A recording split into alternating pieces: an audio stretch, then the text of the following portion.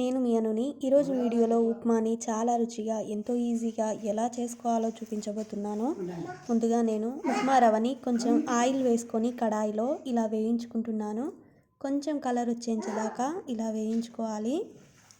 ఆ తర్వాత అదే కడాయిలోకి మళ్ళీ ఆయిల్ వేసుకొని ఆవాలు జీలకర్ర వేసుకుంటున్నాను.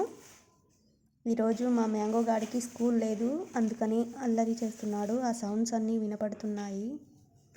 ఆవాలు జీలకర్ర చిట్పట్టమన్న వెంటనే కొన్ని పల్లీలు తీసుకొని ఇలా వేసుకుంటున్నాను. ఉప్మా చేసేటప్పుడు ఖచ్చితంగా పల్లీలు అయితే వేసుకోవాలి. పల్లీలు వేసుకోవడం వల్ల ఉప్మాకి మంచి రుచి అయితే వస్తుంది. ఆ పల్లీలు చిట్పట్టమన్న తర్వాత కొన్ని కరివేపాకు వేస్తున్నాను. ఆ తర్వాత అల్లం వేసుకుంటున్నాను. అల్లం చిన్నగా తరిగి వేసుకోవాలి కదా అనుకుంటున్నారా? లేదు, మా ఇంట్లో అల్లం నోట్లో పెట్టుకుంటే విషం నోట్లో పెట్టుకున్నట్టు భావిస్తారు.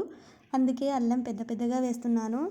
అలాగే తీసి పక్కకు పెట్టేస్తారు కాబట్టి కొంచెం పచ్చిమిరపకాయలు కూడా వేసుకుంటున్నాను. మరీ ఎక్కువ కాదు, 2 పచ్చిమిరపకాయలు వేసుకున్నాను.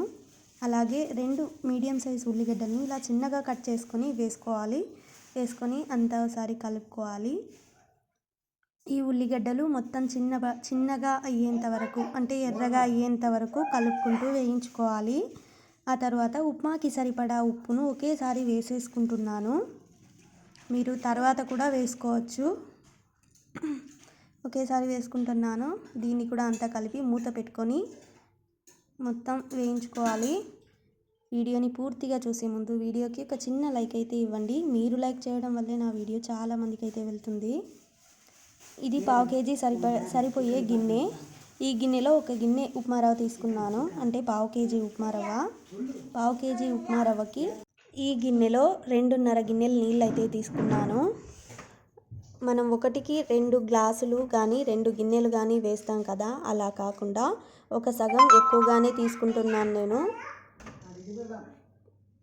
వీడియో నచ్చింది అంటే మన ఛానల్ని ఇప్పుడే సబ్స్క్రైబ్ చేసేయండి. ఇలాంటి మంచి రుచికరమైన వీడియోల కోసం. 2.5 పైన నీళ్ళు కూడా వేసేస్తున్నాను. వేసుకొని అంతా ఒకసారి కలుపుకొని ఉప్పు సరిపోయిందా చూసుకొని మూత పెట్టుకొని ఈ నీళ్ళని మరిగించుకోవాలి. ఇలా నీళ్లు మరుగుతున్నప్పుడు ఉప్మా రవ్వనైతే దీంట్లోకి వేసేసుకోవాలి.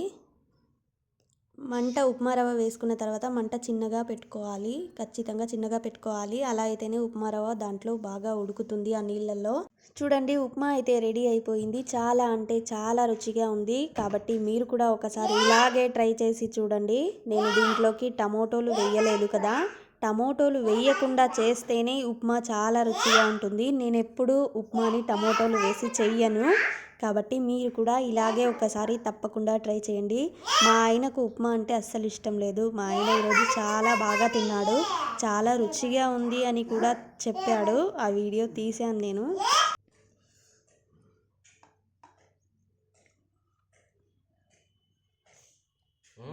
సూపర్.